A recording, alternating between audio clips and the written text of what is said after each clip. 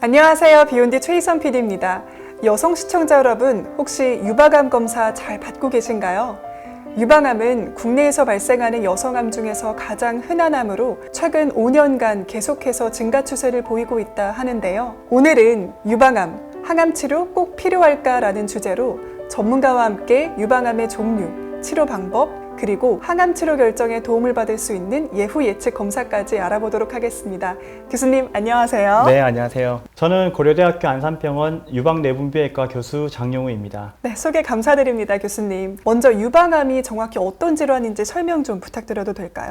네, 유방암에 대해서 먼저 말하기 전에 암이란 무엇인지에 대해서 이야기를 해야 될 것 같습니다. 우리 몸에 있는 정상세포는 우리 몸이 성장을 하거나 상처를 받았을 때에 증식을 하게 되고 일정 수가 증식을 하게 되면 그 증식을 멈추게 되는데 암세포는 이런 세포 증식이 억제가 되지 않고 계속 자라면서 주변 저주기로 침범을 하고 다른 쪽으로 전이를 하기 때문에 보통 우리가 암을 무섭다라고 이야기를 하는 것입니다. 이러한 암세포가 유방에서 생겨나게 되면 이것을 바로 유방암이다라고 이야기를 하는 것입니다. 설명 감사합니다, 교수님. 암은 확실히 좀 무시무시하다라는 인상이 좀 있는데요. 그렇다면 유방암만의 특징으로는 어떤 것이 있을까요? 네, 먼저 유방의 구조를 이해를 하시는 게 도움이 될 것 같은데요. 우리가 흔히 이제 유방이라고 이야기하는 가장 겉표면은 피부가 되는 것이고요. 그리고 피부 아래쪽은 피하 지방층이 있고요. 유방이라고 이야기하는 부분은 그 아래쪽에 있는 유방 실질을 이야기를 하는 것입니다. 이 유방 실질을 다시 구조적으로 설명을 좀 드리게 되면 모유를 만들어내게 되는 유선, 그리고 이 모유를 유두까지 연결을 시켜주는 유관, 그리고 이 관들과 관들 사이를 채워주는 역할을 하는 유방기질이라고 하는 그런 조직으로 이루어져 있습니다. 이 중에서 유관을 조금 더 자세하게 좀 들여다보게 되면 유관은 속이 비어있는 관이 되는 것이고요. 이 관을 이루고 있는 세포를 우리가 껍데기 세포라고 얘기를 하는데 유관을 이루고 있는 껍데기 세포라고 해서 유관상피세포라고 이야기를 하게 됩니다. 이 유관상피세포에서 우리가 흔히 이야기하는 대부분의 유방암이 바로 이 세포에서 일어나게 되는데요. 그래서 우리가 유방암을 유관암이다 또는 유관상피세포암이다 라고 이야기하는 것이 유관에서 95% 이상의 유방암이 생기기 때문입니다. 우리가 흔히 상피내암, 침륜성 유방암입니다 라고 구분을 많이 하게 되는데요. 상피내암이라고 하는 것은 이론적으로는 전이가 없다라고 하는데 그 이유가 바로 유관상피세포에서 암이 발생한 다음에 비어있는 관 안으로만 자라기 때문에 혈관 내지는 임파관에 아무데도 침범을 하지 않기 때문에 전이를 하지 못하는 상태가 됩니다. 이래서 우리가 흔히 연기암입니다, 상피내암입니다 라고 이야기를 하게 되는 겁니다. 이와는 대조적으로 침륜성 유방암은 관상피세포에서 생긴 암이 바깥쪽인 유방기질 쪽으로 넘어간 것을 보고 이야기를 하게 되고요. 유방기질 안에는 임파관과 혈관이 형성되어 있기 때문에 이 경우에는 임파관과 혈관을 침범을 하게 되어서 임파선 내지는 다른 장기로 전이가 가능해지게 됩니다. 그리고 이 전이 여부에 따라서 우리가 1기부터 4기까지로 구분을 하게 됩니다. 같은 유방암이라도 차이가 있고 유방암의 종류에 따라 암이 진행되는 방식이 다르네요. 그렇다면 유방암에 걸리면 어떤 치료를 받게 되나요? 네, 우선 유방암 치료에는 수술, 방사선 치료, 항암 치료, 그리고 표적 치료와 우리가 호르몬 치료라고 이야기하는 내분비 치료가 있습니다. 하지만 유방암은 종류가 다양하기 때문에 환자들마다 그 치료법이 다르게 적용됩니다. 치료 방법을 결정할 때에는 먼저 유방암의 병기와 그리고 종양의 크기, 또 임파선과 혈관을 통한 전이 여부를 확인을 해야 합니다. 유방에서 처음 발생한 암, 즉 원발암과 그리고 겨드랑이 임파선으로 넘어가 있는 암덩이 같은 경우에는 수술과 방사선 치료로 제거가 가능하지만 이미 혈관을 타고 도망간 암세포는 수술과 방사선 치료로는 제거가 불가능하기 때문에 항암 치료, 표적 치료, 그리고 호르몬 치료를 하게 됩니다. 그래서 다른데 전이가 없는 연기암은 항암 치료, 표적 치료를 할 필요가 없는 거고요. 1기 이상부터는 항암 치료와 표적 치료, 그리고 호르몬 치료의 대상이 됩니다. 유방암에도 다양한 치료 방법이 있다는 점 잘 알았습니다. 그렇다면 다양한 치료법 중에서 내가 어떤 치료를 받게 될지 알 수 있는 더 자세한 방법도 있을까요? 항암 치료, 표적 치료, 호르몬 치료 중 어떤 방법을 할지 결정할 때는 유방 암세포의 수용체 여부를 살펴봐야 합니다. 암세포에는 수용체라는 게 있는데요. 이 수용체는 어떠한 물질을 작용하게 하는 스위치 역할이라고 생각하시면 되겠습니다. 호르몬 수용체와 호르몬은 자물쇠와 열쇠라고 할 수 있겠습니다. 호르몬이 수용체에 달라붙어서 스위치가 켜지면 암세포가 성장을 하는데 영향을 줍니다.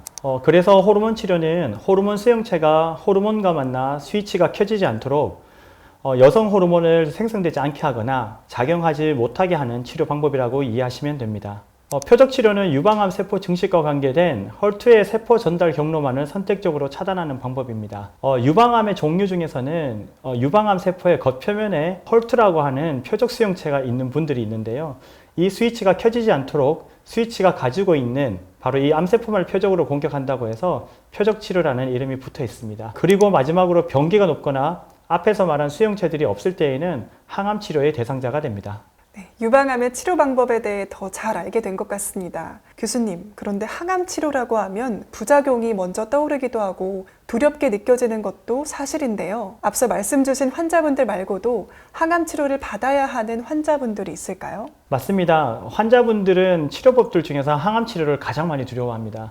많은 분들이 암하면 떠올리시는 탈모와 구토하는 모습이 항암 치료의 특징적인 부작용입니다. 이 외에도 식욕부진, 신경병증, 폐경 등의 부작용도 동반할 수 있는데요. 치료 과정이 힘들더라도 치료 효과가 크기 때문에 전이가 있거나 전이가 의심되는 환자분들에게 적극적으로 항암 치료를 시행하게 됩니다. 또 일부 환자분들의 경우 수술 전에 유방암의 크기를 줄인다든지 아니면 이미 임파관과 혈관을 통해 암세포가 전이가 되었을 것으로 예상이 되는 경우에도 수술 전에 미리 항암 치료를 시행하기도 합니다. 항암 치료를 결정하는데 전이 여부가 가장 중요하다는 거네요. 네, 교수님, 그렇다면 다른 장기에 전이를 안 한다면 항암 치료를 피할 수 있는 걸까요? 네, 가능합니다. 그러기 위해서는 환자의 예후를 예측할 수 있어야 합니다.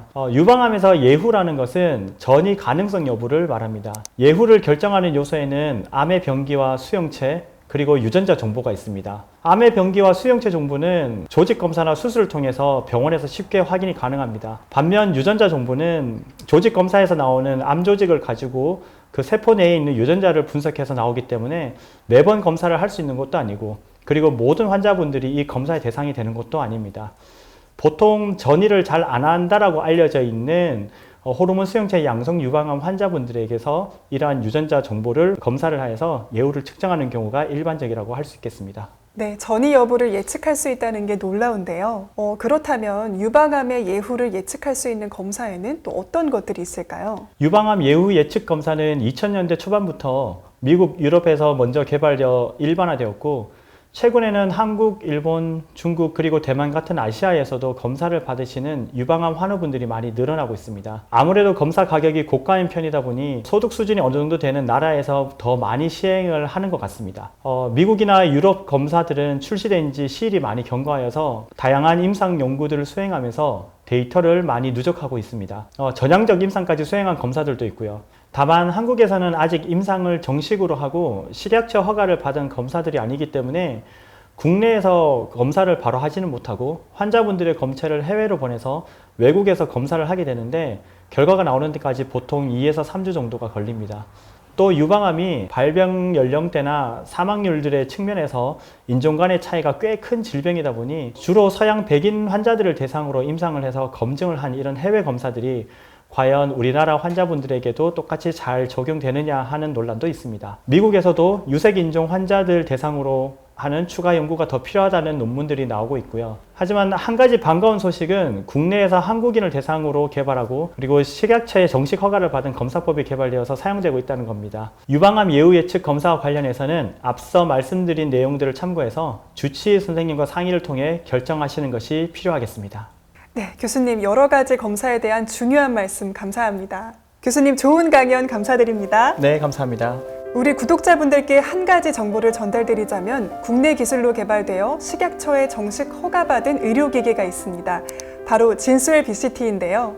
진수엘은 한국인 유방암 환자를 대상으로 개발되어 식약처에서 정식 허가를 받은 제품입니다. 국내에서 검사를 진행하기 때문에 일주일이면 결과를 확인할 수 있고 비급여 처방도 가능하다고 합니다. 유방암 예후 진단 검사가 필요한 분들은 의료진에게 문의해 보시면 좋을 것 같습니다. 네, 오늘 이렇게 준비해 주신 내용을 잘 설명을 주셨는데요.